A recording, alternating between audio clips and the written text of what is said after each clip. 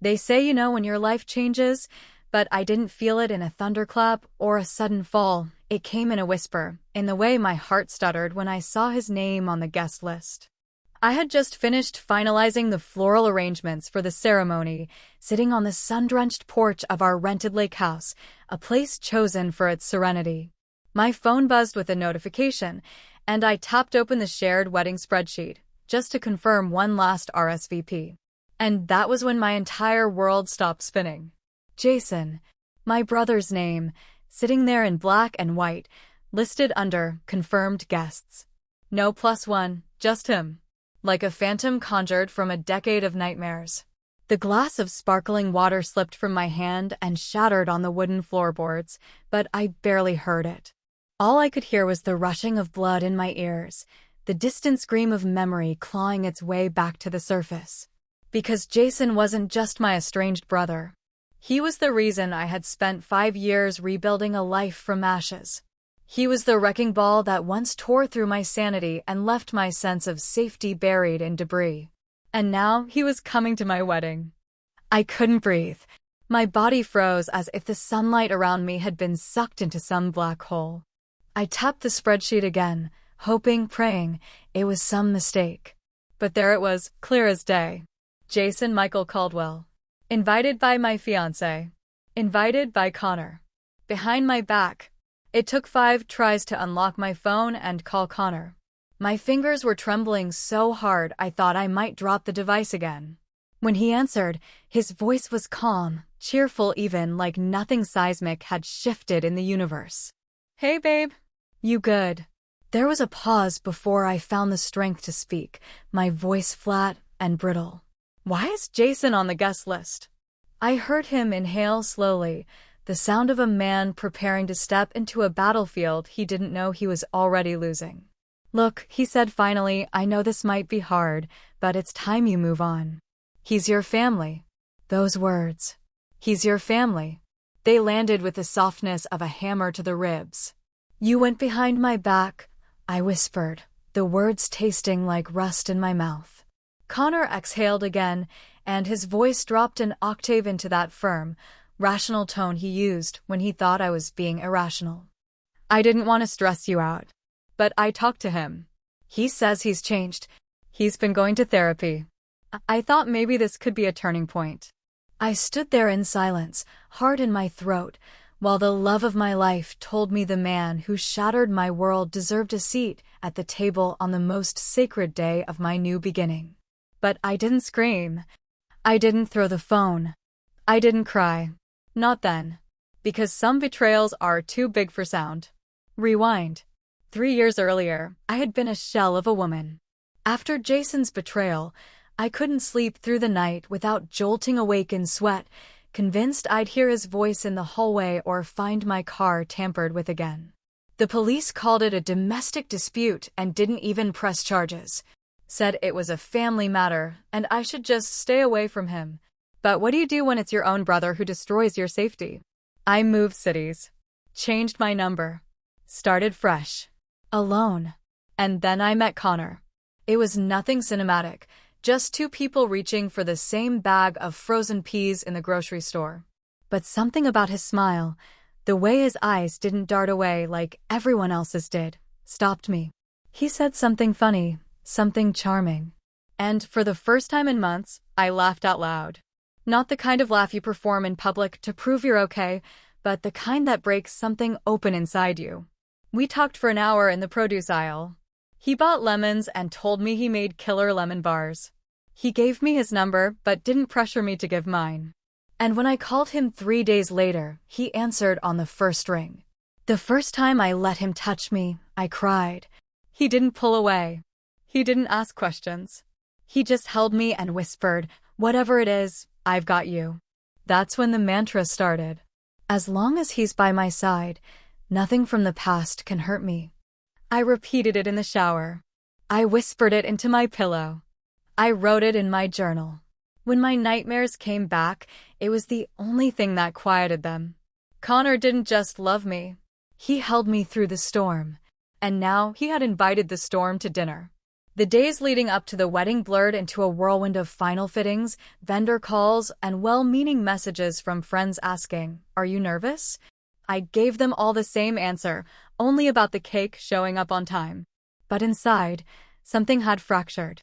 I kept glancing at doorways, half expecting Jason to step through. I hadn't told Connor everything about my past with Jason. I gave him pieces, phrases like, "We're not close," and "some trauma there," and "we lost contact for a reason." I thought it was enough. But what I had really done was protect my fiancé from the truth. And in doing so, I had left him blind to the danger. The memory came back like a sucker punch on the fourth night before the wedding. I was standing in our guest room, folding the last of the bridal party welcome bags, when the light shifted. A storm was rolling in, and the sky turned that eerie bruise purple that always unsettled me. And suddenly I was 16 again, barefoot on the kitchen tile, staring down at the shattered glass of a broken vase.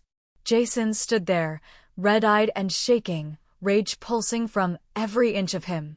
He'd just found out that Mom had named me executor of her will instead of him.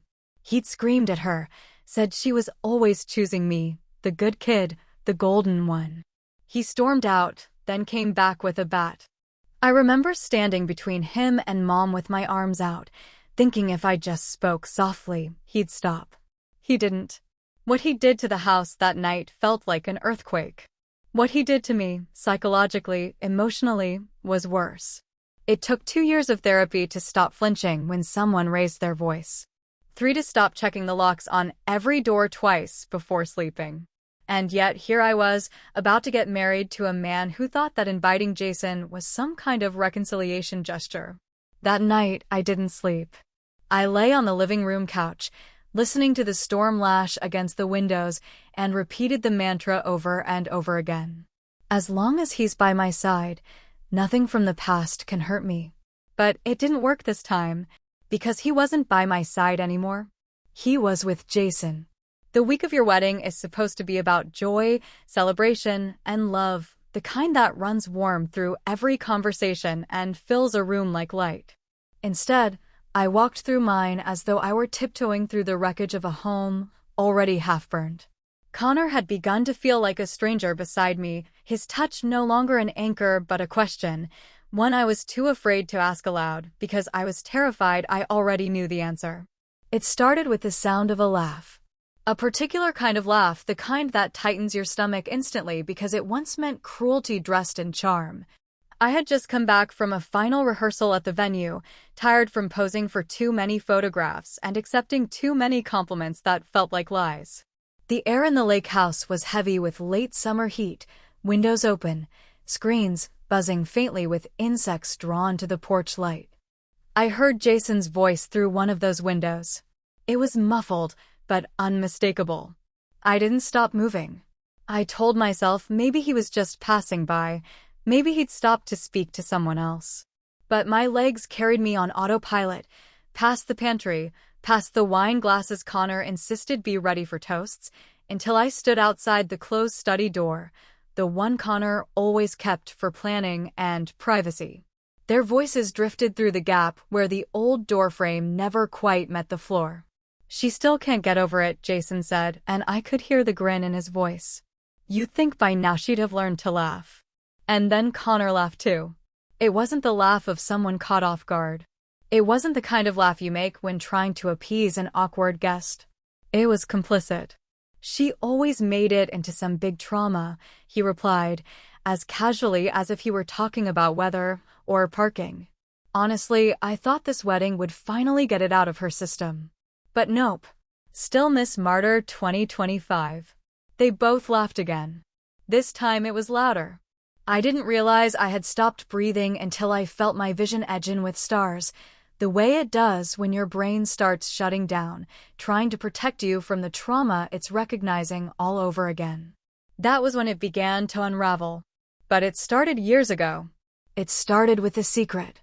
When I was 15, I made a mistake, a real one. The kind you only make when you are lonely, vulnerable, and just desperate enough to believe that being seen is more important than being safe. I'd been messaging someone I thought was a friend from another school. He seemed kind, older but respectful, smart in the way that felt exciting. We talked about books, music, and what it felt like to live in a house where no one asked you how your day was. I didn't know it then, but he was lying about everything. He wasn't 17.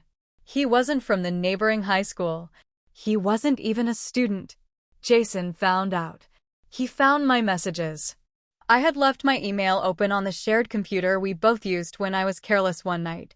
I'd been so desperate for connection I didn't even think twice about the risks. I should have. I remember the moment clearly. Jason walked into the room, holding a printed copy of every message I had sent. His eyes lit up with the kind of manic excitement you usually only see in cartoons of villains before they push a red button. "Guess what I found," he said, voice laced with glee. "This is going to wreck you." He didn't tell our parents because he wanted to protect me. He told them because he wanted to watch me burn. He sent the messages to the school. He sent them to my guidance counselor. He leaked them to classmates through anonymous accounts. I was called into the principal's office 2 days later and informed I had violated the school's online safety policy. I was told I had put others at risk, that I was setting a dangerous precedent. No one ever investigated the man on the other side of those messages. Only me. I was expelled for inappropriate online conduct. My parents, scandalized by the embarrassment, told me I needed to go live with your aunt for a while. I spent 8 months in a freezing farmhouse 2 hours outside the city, with no internet access, no cell phone, and no school. I spent nights staring at the ceiling, wondering if I'd ever feel normal again. Jason, meanwhile, kept on with his perfect GPA and his football scholarships. He told everyone he'd saved me from a predator. But I knew the truth. He hadn't saved me. He'd served me. On a platter. I confronted Connor the next morning. I had hardly slept, my eyes raw, face pale under the concealer I applied only because the makeup artist was arriving in 2 hours. My hands shook as I handed him the phone with the message thread I had found. Because after overhearing their laughter, I hadn't gone to sleep. I hadn't cried. I had sat in the dark and opened Connor's laptop. His password hadn't changed. He hadn't even cleared the desktop. There, tucked away in a folder labeled Logistics among documents for venue layouts and catering estimates, was a screenshot of a text message thread with Jason, timestamped 5 months ago. "Jason, let me help. I know how to reach her. Connor, we've been making progress, but she's still stuck in the past. If you're willing to contribute, I'll talk to her. Jason, done. I'll put $5,000 toward the reception if you can convince her to forgive. It's time she grew up." "Connor, that's the plan." I handed him the phone in silence. Watched his face change. Watched his mouth open and close like a man who had finally run out of script. "I can explain," he said, too quickly. "You'd better," I replied, my voice as calm as I could keep it, though inside me there was a quiet scream stretching itself into eternity. He reached for my hand, but I stepped back.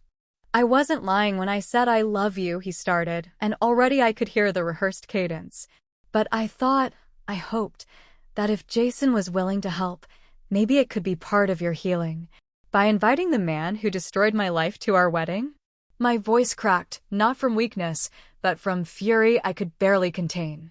"By letting him sit in the front row like this day belongs to him too?" Connor's expression faltered. "Look, I didn't understand how bad it was," he said.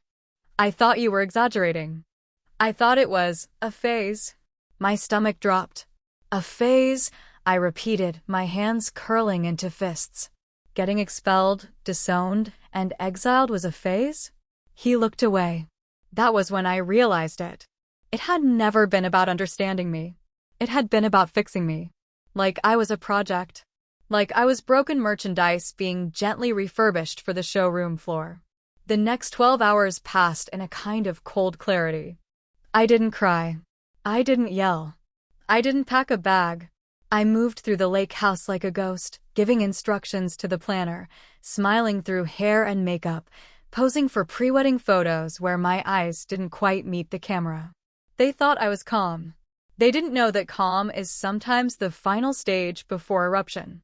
I saw Jason at the welcome dinner. He wore a suit that didn't fit and a smirk that did. He raised a glass in my direction and mouthed, "See? We made it." Connor stood beside him. I didn't return the gesture. I stared at them both, long enough for Jason to glance away and pretend to check his watch. I took a sip of water. And I smiled, because I had decided. I wasn't going to run. Not this time. I was going to stand. I didn't scream. I didn't cry. I didn't confront anyone with a trembling voice or a slamming door. Instead, I became still, so still that even my breath began to move differently in my chest, as if my body understood that noise was a luxury I could no longer afford. There's something feral about betrayal, something almost molecular. It doesn't just sit in your mind, it rewires your cells. And by the time I zipped up my bag before sunrise that morning, I was already someone else, someone who had died quietly inside and come back not with vengeance, but with a clean edge. The sun had not yet breached the horizon when I slipped out the back door of the lake house. The air was humid with the kind of coastal stillness that promised heat and storm by afternoon. I didn't bother making the bed behind me. I didn't take one last look at the dress still hanging untouched on the closet door because I knew what was written there. I had written it with a hand so steady it scared even me. This was supposed to be the happiest day of my life. You made sure it wasn't. No more words were necessary. Not for him. Not for them. Not anymore. My feet moved on muscle memory, each step a statement in the silence. I am not yours. I do not belong to this narrative. I revoke my part in your performance. The gravel in the driveway crunched as I pulled my rental car forward, its headlights illuminating the edge of the lake house, the place that had been dressed up like a fairy tale and now sat as lifeless as the vows that would never be spoken. I drove without music, without GPS, without so much as a glance at my phone. The destination didn't matter. What mattered was the departure, the deliberate, complete severing from everything that had made me believe love should come with conditions, tests, or negotiations. They had negotiated my pain like it was a financial contract. They had co-signed each other's betrayal like it was a favor. They had discussed my trauma over drinks and candlelight and labeled it growing up. I would not return to that house. Not even if it burned down with the rest of their plans inside. 2 hours later, I stood barefoot on the wet, cold sand of a nameless beach that curved gently against a gray-blue sky heavy with morning fog. I had stopped once at a gas station to buy water and a granola bar, exchanging polite nods with a clerk who didn't know I had just walked out on a wedding. I found the beach by accident, or perhaps it found me deserted, raw, silent, but for the waves clawing steadily toward the shore. There was a rhythm in that water I hadn't felt in years. It wasn't calm. It wasn't violent. It was simply honest. I carried the wedding dress across both arms, the satin dragging in the sand behind me like the train of a queen whose kingdom had betrayed her. I didn't walk quickly. Every step mattered. Every footfall against the sand was a line of poetry I hadn't yet dared to write aloud. When I reached the edge where the sea kissed the shore, I turned and opened the camera on my phone. My hand didn't shake. My voice didn't tremble. I hit record. The lens captured only what I wanted it to, the wide-open horizon, the crashing waves, and a woman who was no longer waiting to be saved. I didn't speak right away. The silence was a part of the story. I wanted them all to feel it, the ache, the distance, the tension wound so tight it had stopped needing sound to scream. Then, clearly, slowly, and with the kind of measured power that makes people lean forward to listen, I spoke. When the people you love choose to protect the ones who broke you, I said, the words unfurling like a knife hidden in silk, you don't scream. You don't beg. You don't burn everything down. I look straight into the lens. You walk away. Not for revenge. Not for pity. But for peace. With that, I turned and walked deeper into the surf. The hem of the dress touched the water first, absorbing salt and memory. I lifted it slowly, as though I were carrying a wounded body, and then, without ceremony, without drama, I dropped it. The ocean didn't hesitate. The tide surged forward like it had been waiting for this offering. The dress floated briefly, the delicate lace twisting like seaweed, the bodice darkening as it soaked through. Then it began to drift. Not toward me. Away. I didn't look back at the camera. I didn't pose. I didn't smile. I walked away, leaving the lens open, the sea behind me, and the dress surrendering to the deep. I ended the video with a single tap. I didn't add music. I didn't include hashtags. I posted it exactly as it was. Because I wanted the world to see the truth raw and unfiltered. This wasn't a spectacle. This was a severance. By the time they found out, I was halfway to the state line, driving along the coast with the windows open and the sea air cutting through every layer of numbness still lingering in my chest. The first texts came from the wedding planner, polite confusion disguised as professionalism. Hi. We're wondering if there's been a delay? Guests arriving. Let us know how we can help. Smiley face. I didn't answer. Then came Connor's mother. Voicemail. We're very concerned, sweetheart. I'm sure there's a misunderstanding. Everyone's looking forward to seeing you. Please call. Still, I said nothing. Then my phone began to flood. Connor's missed calls, Jason's one-word texts, really. Seriously? This is childish. And then a deluge of friend requests, shares, comments, and tags. Because the video had found its audience. By the time the ceremony was supposed to begin, my video had been viewed over 46,000 times. Within an hour, it was nearing 100,000. People shared it with hashtags like #runawaybride and #walkingforpeace, but none of them understood yet how deep the roots went. And they didn't need to, because for every stranger praising my courage, there was someone I knew, someone who had believed the lie, someone who had taken Jason's side, or Connor's explanations, or the sanitized version they had all agreed on to keep me quiet and convenient. Those people went silent. They didn't call. They didn't comment. Because the truth doesn't need a debate when it stands calmly, unapologetically, in full view of the world. I sat in a diner that evening in a booth with cracked vinyl and a waitress who reminded me of my old guidance counselor, the only adult who had ever once said, "You didn't deserve what happened to you." The TV above the bar flicked to local news coverage of a viral wedding walkout, and then cut to a freeze frame of me walking into the ocean, arms full of white fabric and resolve. The waitress didn't say anything when she recognized me. But when she brought the check, she slid a small note beneath the receipt. You did what most of us never find the strength to do. I hope you sleep easy tonight. I read it 3 times before tucking it into my coat pocket like a relic. At 1:27 a.m., Connor texted me again. Please. Just tell me where you are. We can talk. You can yell. Just don't shut me out. I stared at it for a long time. I let the screen dim and never touched it again. Because I didn't need to yell anymore. I had already said everything in the one language they never expected me to speak. It's strange, the kind of peace that follows when the dust finally settles, not because everything is better, but because you finally stop expecting the world to give you what it never promised in the first place. 3 months had passed since I walked away from the lake house without looking back, since I left the dress in the ocean and the story in the past.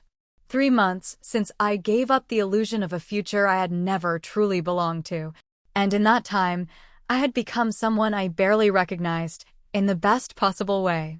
I moved into a high-rise studio overlooking a quiet river in a city where no one knew me as the almost bride, or the girl with a scandal attached to her last name, or the sister of the man everyone used to describe as such a promising kid.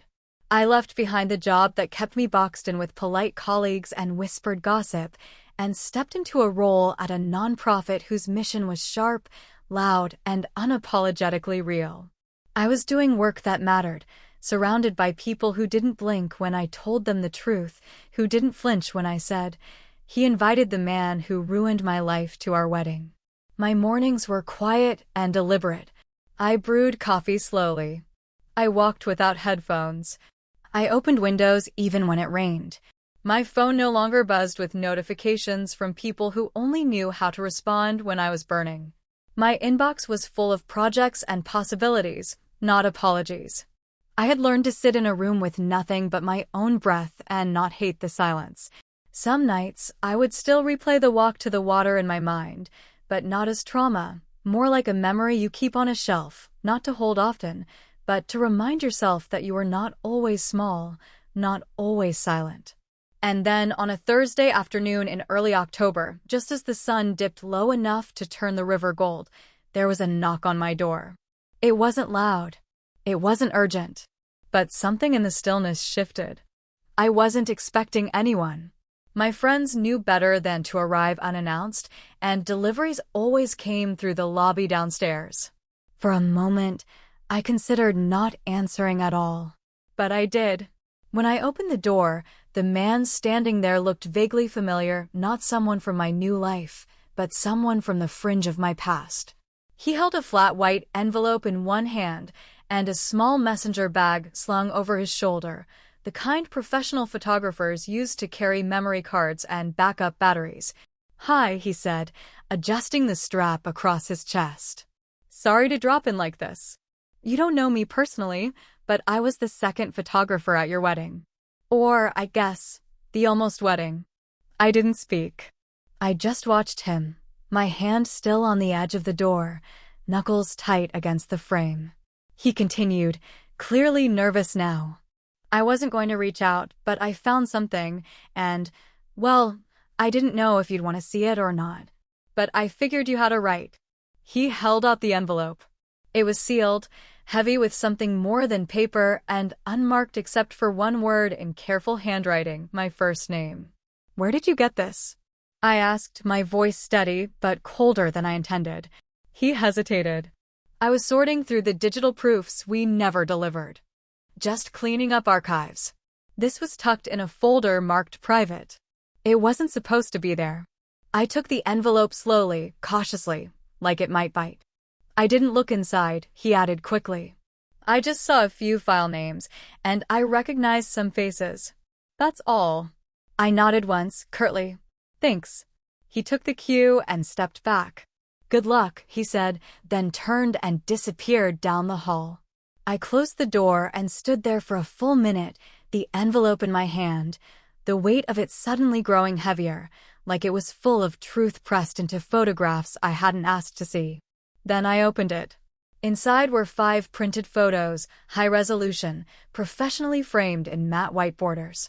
The first one showed Connor in a navy suit, not the one he'd worn for our wedding, but the same one he'd picked for our engagement party. He was laughing, head tilted back, eyes crinkled at the corners. The kind of laugh you only have when you feel like you're exactly where you're supposed to be. The second showed Jason's fiancée, Marissa. But she wasn't beside Jason. She was with Connor. In every single photo. Holding hands. Looking into each other's eyes. Smiling in that soft, private way reserved for lovers who believe no one is watching. One was taken outside the courthouse in our hometown. Another showed them dancing on a rooftop I recognized from a downtown venue that hosted intimate receptions. A date was stamped on the back of one of the prints. July 3rd. 2 weeks after what was supposed to be our wedding. I stared at that date for a long time, trying to decide if it felt like a dagger or a relief. And then, finally, I smiled. Not the bitter, tight-lipped smile I used to wear when pretending things didn't hurt. Not the polite smile I gave when strangers told me I was brave. A real one. Because this was clarity. This was confirmation. This was closure in printed form. I slid the photos back into the envelope, sealed it again with calm, methodical precision, and walked to my desk. There, in a drawer I rarely opened, I kept a journal. I flipped to the last entry I had written, dated one day after I walked into the ocean with my dress in my arms. The entry ended with the line, "Someday I'll understand why they did it. And when I do, I won't care." Today was that day. I whispered into the empty apartment, to no one in particular, and yet to every ghost who had ever dared to haunt me. They deserve each other. Some betrayals leave you sobbing on the floor. Others leave you eerily still, sipping tea with shaking hands and a pulse that thuds so faintly it feels like a warning. But the worst betrayals? The ones that settle into your bones and make you doubt your own eyes? Those are the ones you survive not by rebuilding, but by becoming something entirely new. So I did. I became a woman who no longer flinched when the past showed up wearing a photographer's face and a smile filled with unfinished business. I became a woman who no longer needed justice handed to her, because peace was something I had built with my own hands. And I became the kind of woman who knew, deep in her marrow, that truth doesn't just set you free. It builds you a fortress.